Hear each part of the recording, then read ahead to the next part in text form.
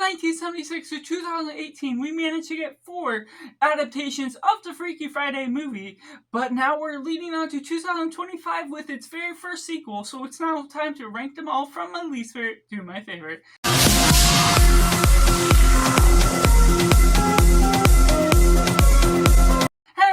Cinema, where we focus on a film, this is simply cinema. Let me know how it comes. Well, how would you rank the Freaky Friday movies from your least favorite to your favorite? Did you even know there was 5 of them to begin with? Let's have a nice discussion. And going in last place, we have Freaky Friday 2018. The one that's most recent of the standard version is something that just does not deliver from the forefront of being a DCOM original movie to begin with, and having a lower budget, not having the best actors, and even though they do a fine job with their acting, the script itself is all over the place. It's absurd in some ways. There's some songs that do stand out as it takes on its own musical adaptation, but there also leads on to a song that is about parents lying and how well it ruins a certain scene where it talks about the brother liking his sister, how that all interrupts momentum within the story. There's just certain things here and there where you can be okay with. It's a replication of some things done in the past, but in a modernized type of version for the timing of its release. But there's nothing really that warrants the stakes of its release, not really having anything new or fresh to say, not having new tricks up its sleeve. And while there's certain things where they add some characteristics to the brother, and now the wedding is taking place at the forefront of the movie, it never mentions it's even Friday, and the transformation takes place into the next day, meaning it's also on Saturday if we're to believe that takes place on Friday. And there's just a weird collaboration of all these different characters, miscommunication being at the forefront, some things that don't necessarily make me laugh whatsoever, as it constantly shoves you into the corner of awkward situations, things that just aren't necessarily working out, feeling like it's trying too hard at trying to make a joke out of every little thing, and going into situations where you can be okay with certain instances, but ultimately the elements that bring the friendships together, the mother acting as the daughter acting as the mother, there's just a mismatch and inconsistent way of showing their motivations, their motive of confidence, that sometimes they're confident and sometimes they're not confident in a certain situation. But there's random switches, there's a forced romance that I forgot what we're leading into, and it was just playing it off as a song that the mother acting as the daughter naturally goes into that relationship without even knowing, which really is a weird, tricky situation. There's all these weird things going on throughout, with friends being at their house before breakfast, before school, just to hang out and do their homework. There's other elements where these teens are unsupervised, doing their own scavenger hunt from somehow creating an app of their own. And things just don't always play out with the sequences that it has, and just having all these mismatched elements that brings a misogynistic feel to the whole element as a whole. Which takes me into number 4. We got Freaky Friday 1995, another DCOM movie, and this one is fine at the TV budget that it would have had. The natural longevity of the story has a few moments that make me laugh here and there. It does pay homage to some of the things from 1976 version while having its own atmosphere, because this is in the 90s, and so it has that 90s feel that I can appreciate. I can get something else out of it, and there is a good chemistry between the mother and the daughter. You're getting something great out of the mother acting as the daughter within this film in particular, but of course there's some things that are just a little mismatched within the writing with how all of the sequences pull off. There's still some awkward circumstances that don't necessarily deliver on the laughter. They don't necessarily get me laughing quite as much. And there's forced circumstances that leads it onto weird circumstances. But overall, there is a decency to it, even if it's not necessarily a great film. It has some weird elements that flow on throughout, putting you into situations you don't necessarily pay favor toward or have a good time with. I'm certain there's some people that have nostalgia for this film, be able to enjoy it, and I do particularly like the 90s atmosphere, but I don't necessarily feel, outside of the 90s feel, that this has enough going for it that the pacing is a little bit too slow for the natural ideas that normally it's quicker and fast within the pacing for delivering on the jokes, going one after other. And while there is some of those moments, it doesn't ultimately win you over compared to having three other choices to go off of. And taking at number 3, we got 1976 version Freaky Friday.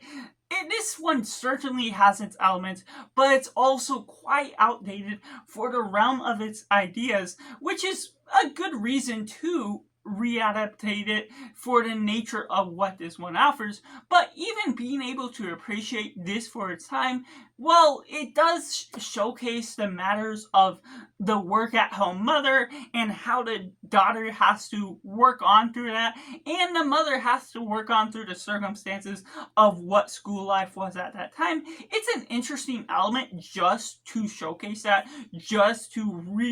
relive and go through what it looked like sort of at that time. Even if it has the comical appeal that takes away some of the realism, there's something that goes about the page of the elements, the friendships, the other things that are going on throughout, and you see all the circumstances and the Easter eggs that get pulled from this particular one, that obviously this was based on the book, that all the others are just as well, but being able to see the subtle nods when you're watching all the others, it makes this to be a fresh marathon when you're going through all of them, making this one the one that has the standard, the one that sets the tone. And while it doesn't necessarily have all the laughs, it has the outdated aspects to it. It has some things that just don't necessarily live up to today's standards, just because of how naturally grounded the 70s is based on this, and you have to base all those components off of what we're looking at today's standards. The way you're following about some of those elements doesn't necessarily crack the jokes in all of the right manners, and it does have extended sequences in some scenes that don't need to be lasting as long, whether it's this dodgeball sequence, whether it's the wave running sequence at the end with the water skis, and paying on the jokes where it's inconsistent with the matters of whether the daughter can perform the task that the mother does and the mother can do vice versa. But the way they all pull that out with an overextended sequence of a mother that can't water ski, and she does that for so long, 15 minutes of that sequence feels tiresome with the way they all execute that premise. While it's slapsticky in all of the best ways, there's certain moments that very well could have been cut shorter for the circumstances that they were working off of. And going in at number 2, we have Freakier Friday. The way you're pulling this off as the first ever sequel has the liveliness, has the mannerisms that you want from the 2003 version that this is a sequel to. We're getting Jamie Lee Curtis, Lindsay Lohan back again in the forefront of this film, but we're also getting 2 others that makes it more tricky for you to follow through with this film. While you do get the laughter, you get the fun that you got from the energy of the original, there's something about adding in those 2 extra characters that makes you constantly remind yourself who is who and what is all going on in the circumstances of the situation, which makes it feel a lot more random, a lot more scattered within the plot that's headed on toward. And while it does reveal what is headed for, what the motivations are of all of these characters, and how they ultimately accomplish those goals, there's circumstances involved that makes you forget what the target goal is, because you're following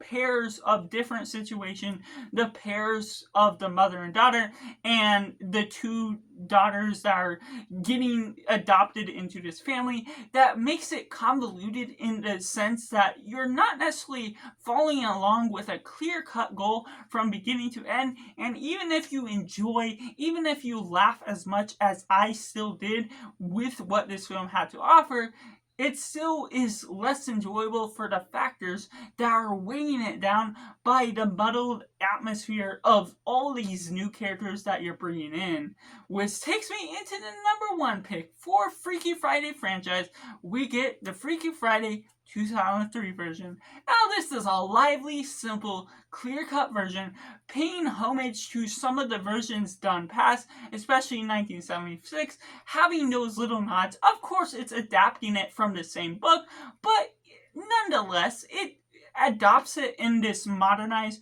sort of form. It sort of has that early 2000s vibe that still works effectively even in the 2020s by the proper mannerisms, that you can enjoy the jokes, you can pay homage to where it's all flowing in, playing forward, and you're getting a look at Lindsay Lohan, Jamie Lee Curtis, their combination of the contrasting and combination of their two roles makes them stand well on their own, whether they are themselves or they are the swap characters of themselves. That makes it enjoyable throughout, spread on throughout this slapstick type of comedy, being able to enjoy the visual humor, the nice blend of other types of humor that just runs on throughout, is clever within the use, it's witty, it's snappy, and runs on through a good pacing, having this weight to it, and being able to hold these emotional ties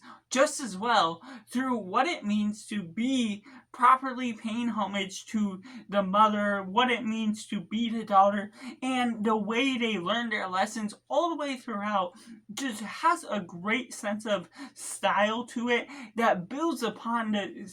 momentum of the stakes. Mark Waters just really directs the heck out of this film that really builds upon the stakes and momentum leading on forward, while still making it a lightweight film that the emotions don't weigh too heavily on the momentum going forward. And that's where this just becomes the most enjoyable, and probably even the best, by the proper mannerisms of its camera work, of what you're doing with the character writing as a whole,